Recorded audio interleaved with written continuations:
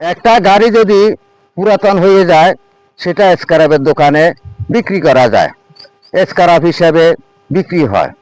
আর একটা মানুষ সে সারা জীবন কামাই করে আসছে, ইনকাম করে আসছে, যখন সে বৃদ্ধ হয়, ঘরের বোঝা হয়ে থাকে, ছেলে মেয়ের বোঝা হয়ে থাকে, কিন্তু তার কোনো দাম থাকে না। কারণ সে বৃদ্ধ বুড়া, সেই গর্ভটা তাকে কেউ আর মূল্যায়ন দিচ্ছে না। একটা শুকনো বাঁশের মতো সেই পড়ে থাকে। কারণ একটা শুকনো বাঁশ যখন গুনে ধরে যায় তখন তাকে ফেলে দেয়, সেই বাঁশটা আর আগুনে জ্বলে না।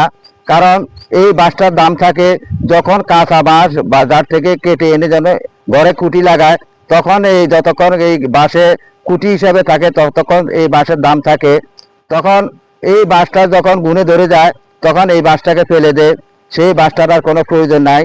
একটা মানুষও যতক্ষণ সে ইনকাম করে দিতে পারে, আয় রোজগার করে দিতে পারে, ততক্ষণ তার দাম থাকে। যখন সে বৃদ্ধ হয়ে যায়, ঘরে বসা হয়ে যায়, ততক্ষণ তার আর দাম থাকে না। চাই ছেলে, চাই স্ত্রী, চাই মেয়ে, কারো কাছে, তার আত্মীয় স্বজন কারো কাছে দাম থাকে না।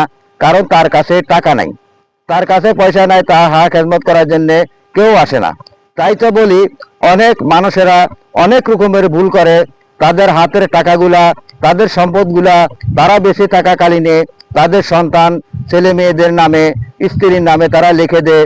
লাস্ট পর্যন্ত তাদের প্রতি পরিণতি এরকম হয়। তাই তো বলি, একটা পুরানা গাড়ি যদি নষ্ট হয়ে যায়, স্ক্র্যাপ হিসাবে সেই গাড়ির দাম থাকে। কিন্তু একটা মানুষ যদি বুড়ো হয়ে যায়, তার কোনো দাম থাকে না। এইটাই বাস্তব, এইটাই সত্যি। আসসালামু আলাইকুম।